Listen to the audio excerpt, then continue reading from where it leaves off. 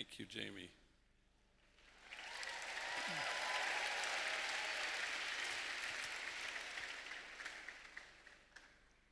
What Martin Luther King says about church could well be said about your time here at Satellites. It's not the place you've come to, it's the place you go from. And you go from here to imagine a circle of compassion, and then imagine nobody standing outside that circle. You go from here to dismantle the barriers that exclude. You go from here to stand at the margins because that's the only way they'll ever get erased. And you stand with the poor and the powerless and the voiceless. You get to go from here and stand with the easily despised and the readily left out. You get to stand with those whose dignity has been denied and those whose burdens are more than they can bear. You get to go from here to stand with the demonized so that the demonizing will stop, and to stand with the disposable so that the day will come when we stop throwing people away. You go from here to take seriously what Jesus took seriously, and fortunately for us, it's only 4 things: inclusion, nonviolence, unconditional loving kindness, and compassionate acceptance. You go from here to see Jesus and be Jesus so that the Christ in you recognizes the Christ in everybody. And if you go to the margins, brace yourselves, because people will accuse you of wasting your time there.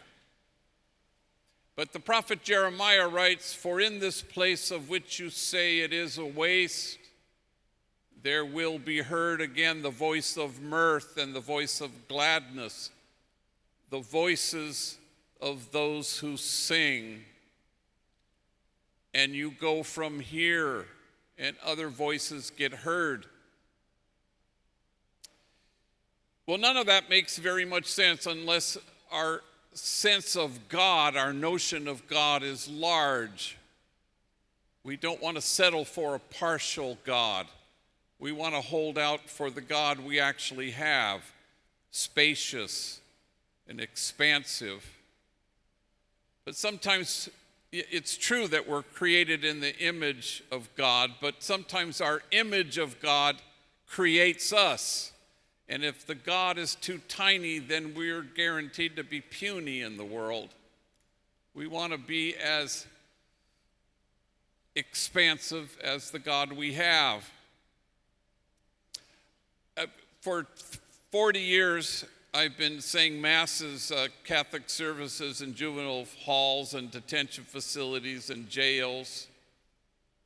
And I was in a juvenile hall in Los Angeles, and it was a gym, and it had 300 gang members and folding chairs. And I was up on a stage, and I was vested. I had an alb, and I had a stole. And they give you these little sheets that have all the readings in them. And one column is English and one column is Spanish. And so I just put the sheet on my lap, and I said, I'm going to close my eyes, and I'm going to listen to the word proclaimed by these gang members who came up. So the first guy came up and he did the first reading, and the second guy got up and he was reading from a psalm, and there was a kind of overabundance of confidence in his voice. And he gets up and he says, "The Lord is exhausted." And I said, "What the hell?" And it was, "The Lord is exalted." And I remember thinking at the time, wow, that's way better. The exhausted God is the one who is loving you with a no matter whatness. The exhausted God is not waiting for you to become lovable before God loves us. The exhausted God loves you without measure and without regret, and is too busy loving you to ever be disappointed, ever. We don't want to settle for a tiny God, but the one we actually have, so that we can be in the world who God is, compassionate and loving and kind. So for 36 years, Homeboy Industries has been around, and one of our first social enterprises was Homeboy Silkscreen. And gang members were always trying to work because they longed to have a life so that their moms would be proud of them and their kids wouldn't be ashamed. So homies would come to me and say, I want a job. And there was this one kid, everybody called him Youngster, and he was 19 years old. So I thought he was ready, so I brought him over to our silkscreen factory, which is a big factory. Now it's been there for like 30 years. And hundreds of rival enemy gang members have passed through there. And so I bring him in, and I introduce him to the 20 guys on the floor working there. And I watch him shake hands, firm handshake. He looks them in the eyes. And I know half these guys are enemies. Until he gets to this last guy, a guy who seems to be wanting to avoid this encounter altogether, a guy named Puppet. And when Puppet and Youngster are in each other's vicinity, they mumble something, then they stare at their shoes. They don't shake hands. Well, I know that he's an enemy. He's from a rival gang, but he just finished shaking hands with a bunch of enemies. I find out later that this is a hatred that's very personal, beyond which neither of them seem to be able to get past. So I sensed that in the moment, and I said, look, if you guys can't hang working with each other, that's fine. I got a bunch of homies who want this job. And they didn't say a word. 6 months later, Puppet was leaving his house to go to a corner store to buy something. And on the way home, he took a shortcut. And so he dodged into an alley, and because he took this detour, he was suddenly surrounded by 10 members of a rival gang, 10 against 1, and they beat him badly, and he fell to the ground. And while he was lying there, they would not stop kicking him in the head until he was lifeless. Somebody found his body and took him to White Memorial Hospital, where he was declared effectively brain dead. But it's the policy at the hospital to keep you connected to machines so you can get 2 full days, 48 hours of no brain activity at all, and then the doctors can sign the death certificate. I was at St. Louis University giving a talk. I flew home immediately. I've seen a lot of horrible things in my life, but nothing to compare to the sight of this young man with his head swollen many times its size. It was horrifying. You could barely train your eyes on him. And after the 48 hours, I anointed his forehead with oil. I said a blessing prayer over him, and they disconnected him. And a week later, I buried him. But in the first 24 hours, while Puppet was lying in his hospital bed, I was in my office alone, and the phone rings, and it's Youngster, his co-worker from the silkscreen factory. Hey, he says, that's messed up about what happened to Puppet. I said, yeah, it is. And then with a certain kind of eagerness, he said, is there anything I can do?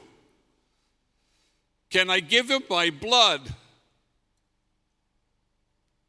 And we both fell silent under the weight of it, until finally he broke the silence, choking back his tears, and he said with great deliberation, he wasn't my enemy, He was my friend. We worked together. Now, can I say that always happens at Homeboy Industries? Yes, of course. Any exceptions? No. And I think that's the only praise our exhausted God has any interest in.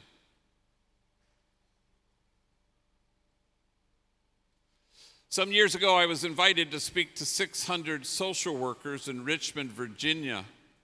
And it was to a group of social workers who were trying to be taught about gangs and why do kids join gangs. And it's from 9 to 5, and they commandeer a hotel ballroom, and you have keynote speakers and workshops and breakout sessions. And I'd done a lot of these things, and so I said yes. And I bought my plane ticket. But a week before I was to fly to Virginia, I pulled out the letter, and to my horror, I discovered that I was to be the only speaker from 9 to 5 all damn day. And I said, as the homies would say, oh, hell no, I'm not going to be the only speaker. So I get 2 trainees, African-American gang member named Alvin and Jose, and I sit them down. And I said, look, at the end of the week, you're flying with me to Richmond, Virginia. I'd like you to get up in front of 600 social workers and tell your stories. Take your time, because we got a long-ass day to fill. Well, I'd never heard their stories, and Jose got up first, and I guess he was about 25 years old. Shot caller from a gang, was in prison, covered in tattoos. At that point in his 18 months, he was connected to our substance use disorder team, a man solid in his own recovery, and now he was helping younger homies and homegirls with their addiction issues. And so not only had he been in prison and tattooed and a shot caller, he also had a long stretch as a heroin addict, even longer stretch as a homeless man. And so Jose gets up in front of 600 social workers, and he says, I guess you could say my mom and me, we didn't get along so good. I think I was 6 when she looked at me and she said, why don't you just kill yourself? You're such a burden to me. Well, 600 social workers audibly gasp. And then he says, it sounds way worser in Spanish, he said. And then he continued, I think I was 9 when my mom drove me down to the deepest part of Baja California, and she walks me up to an orphanage, and she knocks on the door, and the guy comes to the door, and she says, I found this kid. And she left me there for 90 days until my grandmother could get out of her where she had dumped me, and my grandmother came and rescued me. My mom beat me every single day of my elementary school years with things you could imagine and a lot of things you couldn't. Every day my back was bloodied and scarred. In fact, I had to wear 3 t-shirts to school each day. First t-shirt because the blood would seep through, and second t-shirt you could still see it. Finally, the third t-shirt, you couldn't see any blood. Kids at school, they'd make fun of me. Hey, fool, why are you wearing 3 t-shirts? It's 100 degrees.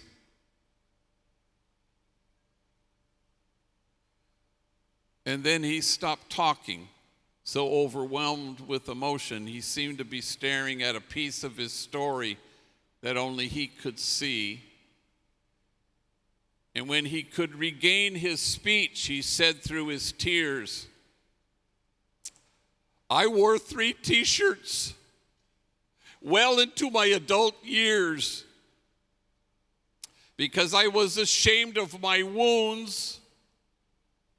I didn't want anybody to see them. But now I welcome my wounds. I run my fingers over my scars. My wounds are my friends.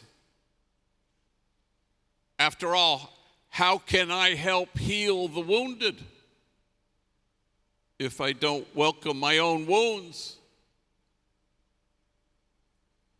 And as the Acts of the Apostles says, and awe came upon everyone. The measure of our compassion as you go from here is not in your service to those on the margins, but only in your willingness to see yourselves in kinship with them. For the truth of the matter is this: if you don't welcome your own wounds, you may well be tempted to despise the wounded. And the Satellites is not a place you've come to, it is the place you go from to see Jesus and to be Jesus. To allow the Christ in you to recognize the Christ in everyone.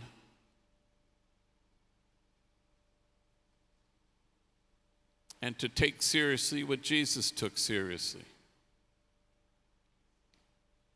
Last story. Sometimes it occurs to universities to force their students to read my books against their will. And I'm not complaining, but my alma mater, Gonzaga University in Spokane, Washington, invited me to speak to the incoming freshman class. All of them had been forced to read Tattoos on the Heart, and then they asked me to bring 2 homies with me. And I do if people ask, and I usually pick enemies, rivals, just so that they force them to stay in a hotel room together just to mess with them.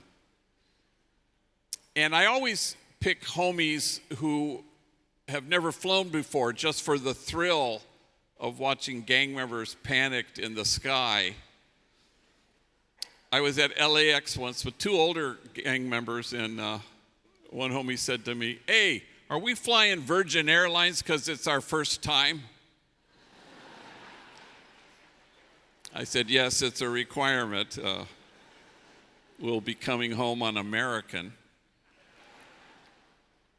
So we were flying out of Burbank Airport, which is a kind of a smallish airport. And the 2 homies I picked were Larry and Mario, and they were from enemy gangs. And I'm used to nervous Nellies flying on a plane. I've never had anybody like this guy Mario. He was just panicked. He was hyperventilating, which I'd never actually witnessed before. You know, he was like that. And we hadn't even, boarded the plane yet. And so we're at this tiny airport, and they don't have those chutes to board the plane. You have to actually walk out onto the tarmac and climb the steps, like you're the president. And so he was just completely panicked, and we were sitting in the Burbank airport, and Larry was exploring the airport, and it's early morning. It's the first flight of the day, and our flight crew arrives, and all of them have there are 2 female flight attendants, and they both have very large cups of Starbucks coffee, which apparently is like Greg's. And so I'm told. And so they're schlepping up the steps to board the plane with these very large cups of coffee. And Mario goes, when are we going to board the plane? I said, as soon as they sober up the pilots. There they go now. Perhaps I shouldn't have said that to him, but And so we go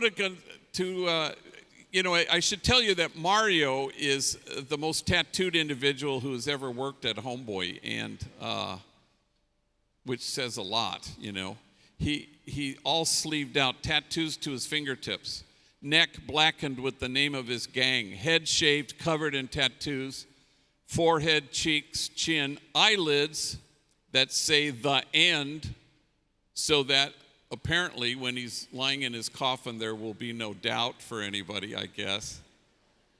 So I thought, well, I'm going to walk him through the airport to calm him down.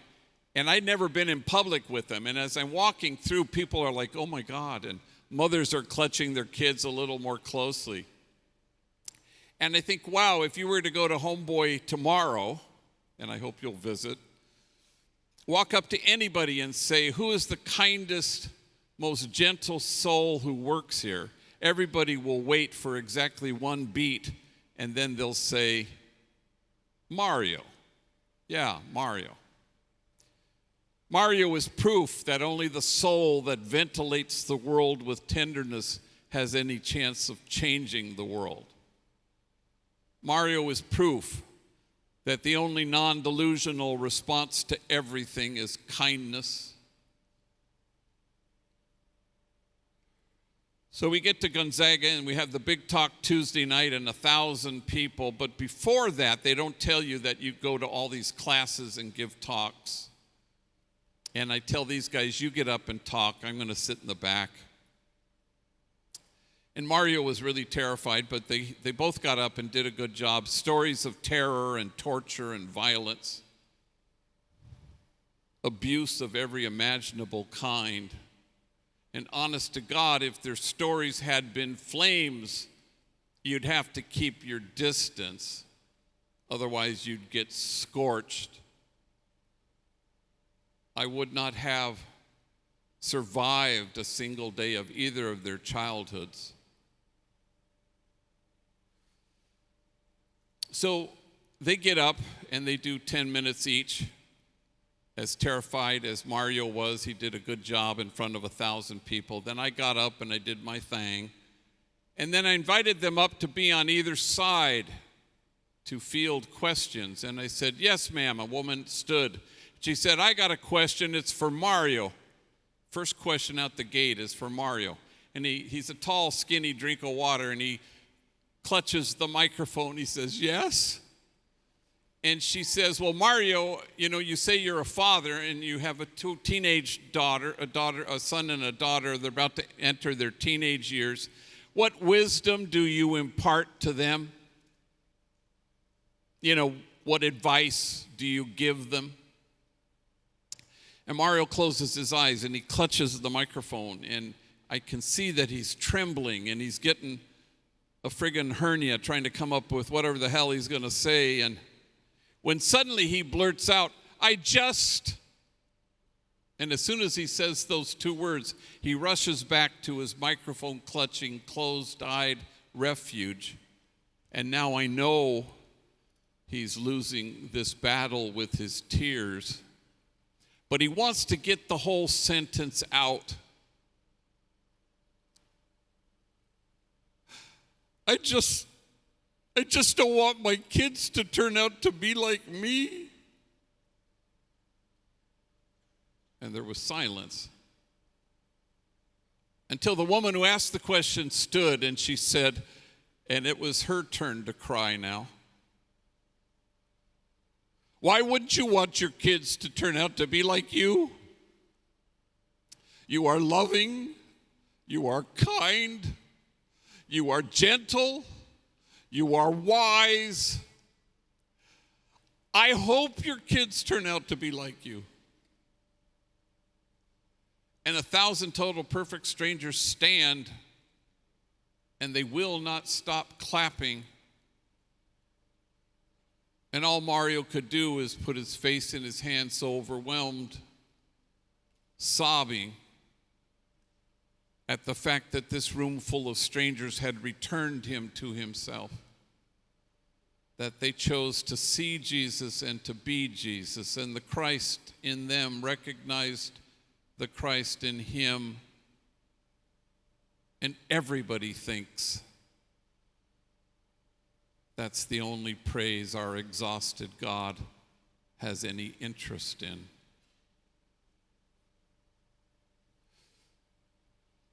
Satellites is not the place you've come to. It was always going to be the place you go from, and you go from here to stand at the margins because it is the only way they will get erased because you choose to stand at them.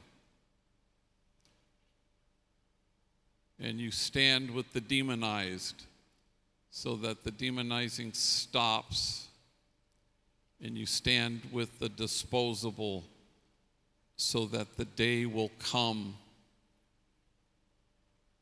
when we stop throwing people away. And you stand there in awe at what the poor have to carry rather than stand in judgment at how they carry it. And you stand there because our gracious, generous, spacious God is standing there with you. And my sense of all of you already is that you have entirely ceased to care if anyone accuses you of wasting your time at the margins. For in this place of which you say it is a waste, there will be heard again the voice of mirth and the voice of gladness, the voices of those who sing. Go from here so that other voices will be heard. And may God bless you all. Thank you.